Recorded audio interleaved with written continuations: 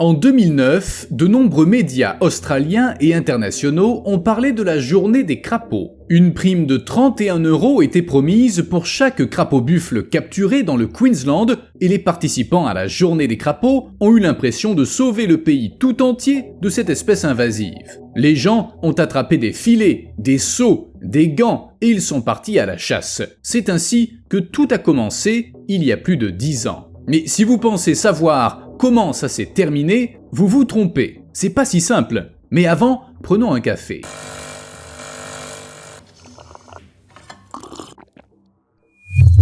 Pour ceux qui oublient toujours de laisser un like, voici un rappel discret d'y penser. Donc, tout ça a eu lieu il y a 11 ans. On est maintenant en 2020 dans un zoo de Nouvelle-Galles du Sud en Australie. Au cours d'une visite, entre autres animaux, les gens ont pu voir une espèce locale de grenouille menacée, Myxophies iteratus. Les visiteurs ont été choqués car ils ont réalisé qu'ils chassaient ces grenouilles depuis plusieurs années. Ils pensaient qu'il s'agissait de crapauds buffles. Grâce aux humains, la situation désastreuse de Myxophies iteratus s'est encore aggravée pendant que les crapauds... les crapauds invasifs avaient de meilleures chances de survie puisque les gens tuaient ces grenouilles à la place. Voilà ce qui arrive lorsque les médias tentent de lutter contre les animaux invasifs sans préciser qui est l'adversaire et à quoi il ressemble. Des études récentes font craindre que de plus en plus de grenouilles soient victimes d'erreurs d'identification. Sur 32 animaux capturés, plus d'un tiers n'étaient pas du tout des crapauds buffles. Imaginez le choc des gens qui pensaient sincèrement aider la faune locale. Il vaudrait peut-être mieux dire aux gens de se contenter d'attraper les crapauds et de les apporter à des experts pour que ces derniers décident quoi en faire. Mais non, tuons-les tous. She said, "What happened?" I said, "We killed it."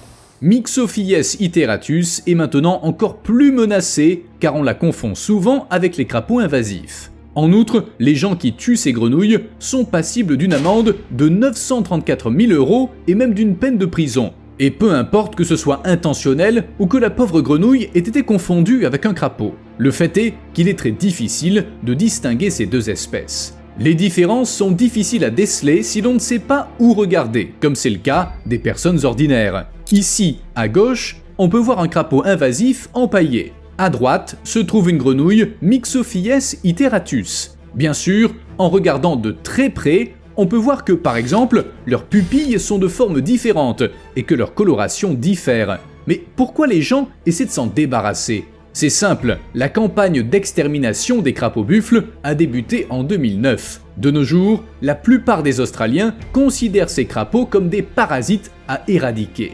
Et dans l'ensemble, ils ont raison. Les crapauds buffles sont originaires d'Amérique centrale et d'Amérique du Sud et ils ont été introduits en Australie en 1935 pour lutter contre un coléoptère ravageur de la canne à sucre. Comme d'habitude, ça n'a pas marché. Certains crapauds se sont échappés, ils se sont multipliés et maintenant l'invasion ne peut plus être arrêtée. Le problème des crapauds buffles ne fait qu'empirer en Australie. Cette invasion d'animaux exotiques détruit l'habitat naturel. Leur nombre augmente à un rythme alarmant. Verruqueux et toxique, ce parasite menace des écosystèmes entiers. Ainsi, pendant que certains journaux parlent de la nocivité des crapauds, dans des dizaines, voire des centaines d'articles, d'autres encouragent à participer à la chasse annuelle. Vous vous souvenez, pas vrai ? Les filets, les seaux, les récompenses pour chaque crapaud, les campagnes de lutte contre les crapauds sont si fructueuses qu'il arrive que plus de 50 000 crapauds soient éliminés en une semaine. Bien entendu, les médias se font l'écho de ces succès, mais il y a un problème. Dans tous ces articles, pas un mot sur les grenouilles locales. Personne ne parle de leur ressemblance avec les crapauds et du risque bien réel d'attraper et de tuer une espèce qui a besoin de protection. De plus, c'est des gens ordinaires qui sont invités à participer à la chasse. Aucun spécialiste ne leur donne d'instructions. Pourtant, ce serait très utile. Mais on manque d'experts, d'autant plus que beaucoup de gens attrapent et tuent des crapauds toute l'année, pas seulement lors de la journée des crapauds. C'est pourquoi il vaut mieux attraper les crapauds sans les tuer et les signaler aux services spécialisés qui sauront identifier ce qui se trouve dans le filet. Toute autre action ne peut être entreprise qu'à condition d'être certain de ne pas avoir attrapé l'une des malheureuses grenouilles locales. Car, je le disais, il y a une amende ou une peine de prison à la clé. Je plains ces grenouilles. Cependant, cette confusion entre crapauds et grenouilles n'est pas le seul cas de ce genre, inutile de s'acharner sur les Australiens. En 2012, l'Utah a adopté une loi protégeant le cerf mulet, tandis que les coyotes ont été désignés comme nuisibles à éliminer. Le législateur a alloué 467 000 € pour attribuer aux chasseurs une prime de 47 € par coyote tué. Les médias ont encouragé cette façon de gagner de l'argent et la population s'est mise à chasser les coyotes en masse. Devinez qui en est devenu la victime collatérale? Le loup. Les loups sont protégés par la loi fédérale et leur chasse est strictement interdite. Mais ni les médias ni les autorités n'ont pensé à apprendre aux gens à distinguer les loups des coyotes. Ils ont peut-être supposé que tout le monde savait déjà faire la différence. Quoi qu'il en soit, les gens ont tué des loups protégés. Ils pensaient faire une bonne action et gagner de l'argent, mais au lieu d'une récompense, ils auraient bien pu finir devant un tribunal. Les choses ne sont pas moins confuses au sujet des crabes. L'unité dédiée aux espèces invasives aquatiques du département américain de la gestion de la faune a examiné le témoignage d'un citoyen inquiet. Il a affirmé avoir attrapé 9 crabes verts invasifs sur la plage de Hood Canal. Cependant, après examen des images, les employés du département ont déterminé qu'il s'agissait de crabes locaux communs dans les eaux côtières. Il est illégal de capturer ces crabes, et encore plus de les tuer. Le crabe vert est considéré comme une espèce invasive destructrice et qui constitue une menace pour la quasi-totalité des créatures vivant en eau peu profonde. Paradoxalement, on demande aux gens de ne rien faire à leur sujet, au nom de la protection des crabes locaux. Il est inutile de les attraper ou de les toucher, il suffit de les prendre en photo et de signaler l'endroit au département à l'aide d'un formulaire dédié sur leur site web. Les experts promettent d'agir très rapidement en cas d'observation confirmée. Mais l'histoire la plus triste témoignant de l'influence des médias sur le destin des animaux est peut-être celle de la mourine américaine. Il s'agit d'une raie au visage très amusant. Ainsi, en 2007, une étude a été publiée. Ces raies se reproduisaient dans la partie nord-ouest de l'océan Atlantique et elles mangeaient tant de mollusques bivalves que la pêche risquait d'en souffrir. Impossible de douter de cette étude. Elle avait été menée par l'un des meilleurs biologistes marins au monde. L'article est devenu l'un des plus connus dans le domaine de l'écologie marine et au cours des 9 années qui ont suivi, il a été cité près de 900 fois. Les médias ont repris les résultats de cette étude et ont commencé à attraper des raies dans la baie de Chesapeake. S'appuyant sur le slogan « Sauver la baie, manger une raie », les médias qualifiaient la mourine d'espèce invasive alors qu'elle est indigène. Elle était décrite comme responsable de la diminution des populations de palourdes, d'huîtres, de coquilles Saint-Jacques, de homards et de crabes dans la baie. Bref, on a fait de la mourine une méchante espèce invasive. Même des associations en ont été convaincues et elles ont contribué à promouvoir l'idée que ces raies étaient une catastrophe écologique. Les gens en ont tué autant que possible. L'État de Virginie est allé jusqu'à offrir gratuitement la viande de raie au restaurant pour encourager sa consommation. Manger des raies et les tuer était présenté comme un comportement respectueux de l'environnement. Sur le mode, si vous avez la fibre écolo, vous devez lutter contre les raies. Vous pouvez faire la différence. Voici un exemple de dépliant imprimé par l'Office des produits de la mer de Virginie. Seulement 100 calories par portion. La viande de raie était présentée comme une alternative à la viande rouge, à assaisonner de différentes herbes, à associer à n'importe quelle sauce et à cuisiner de toutes les façons. Elle faisait le bonheur des chefs comme des clients. Vous devez vous dire qu'on a tout fait pour encourager les gens à manger des raies. Et vous avez raison, cette campagne publicitaire très agressive a coûté 70 000 €. Aucun autre fruit de mer n'a jamais fait l'objet d'un tel battage médiatique. Certes, l'idée de manger des raies n'était pas nouvelle et elle n'était pas la plus folle qui soit. Dans certains pays, on en mange régulièrement, par exemple en Malaisie ou à Singapour. Toutefois, les États-Unis ne font pas partie de ces pays. En outre, les raies capturées par des amateurs sont généralement rejetées à l'eau. Souvent, les restes servent d'engrais. Ceux qui se sont laissés séduire par la publicité et ont voulu y goûter ont vite réalisé que les raies sont difficiles à cuisiner. Seuls 30 à 34% de la viande sont comestibles et la viande est très amère. Mais la publicité étant ce qu'elle est, elle a fonctionné. Les autorités étaient très déterminées à persuader les gens d'éliminer les raies. Ça semble aller à l'encontre du principe de conservation de la nature. encourager la diminution du nombre d'espèces avec l'aide des citoyens.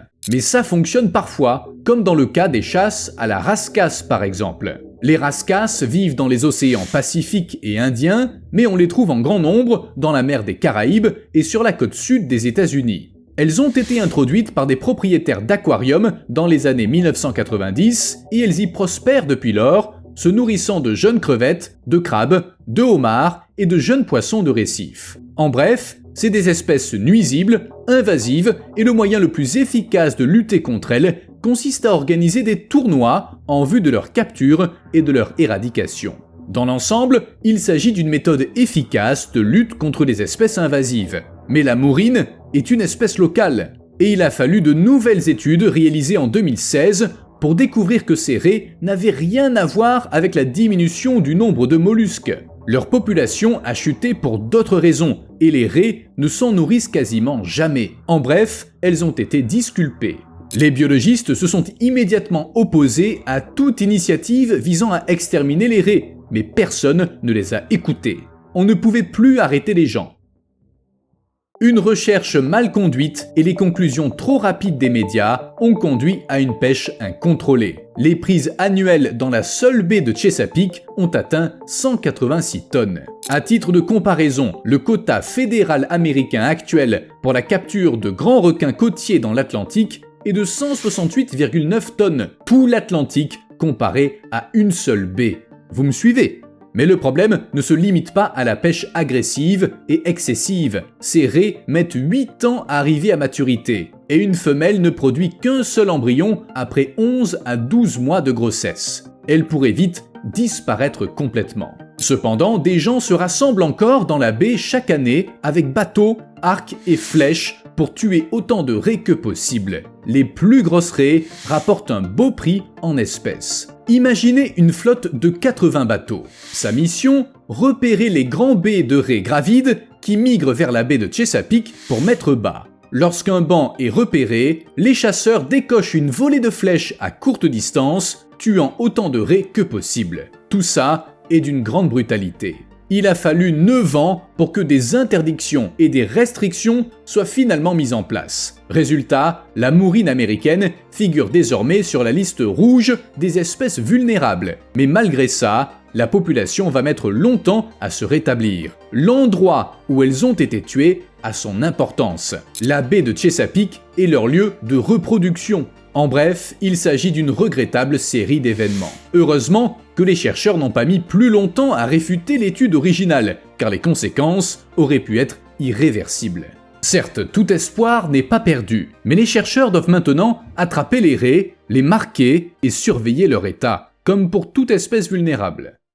De telles erreurs ne sont pas rares. Sur les îles de Sao Tomé et Principe, au large des côtes de l'Afrique de l'Ouest, vit un serpent mortel que voilà. On pensait qu'il s'agissait d'une espèce introduite, le cobra noir et blanc, dont la légende dit qu'il y aurait été amené par des fermiers portugais, comme d'habitude pour éliminer d'autres nuisibles, les rats. Mais les chercheurs trouvaient cette légende étrange.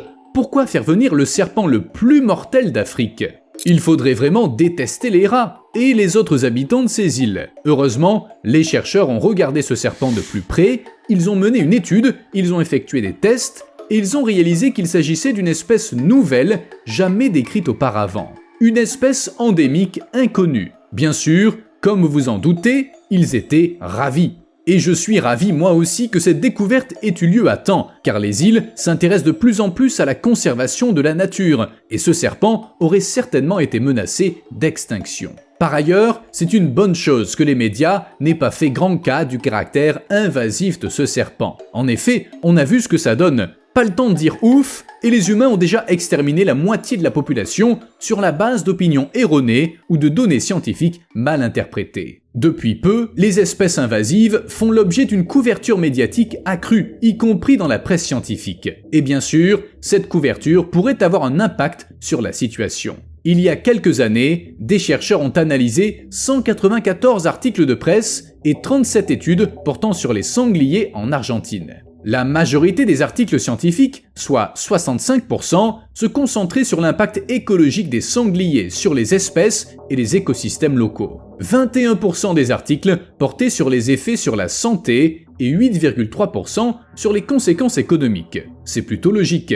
Mais dans les médias, les choses se présentent différemment. 56% des articles traitaient des conséquences économiques, 27% de l'impact environnemental et 10% des effets sur la santé. Est-ce que ça reflète le point de vue des chercheurs et leurs conclusions? Pas vraiment. Bref, vérifiez toujours les informations, chers spectateurs. Ou mieux encore, allez directement à la source. Vous me devez un like. À plus.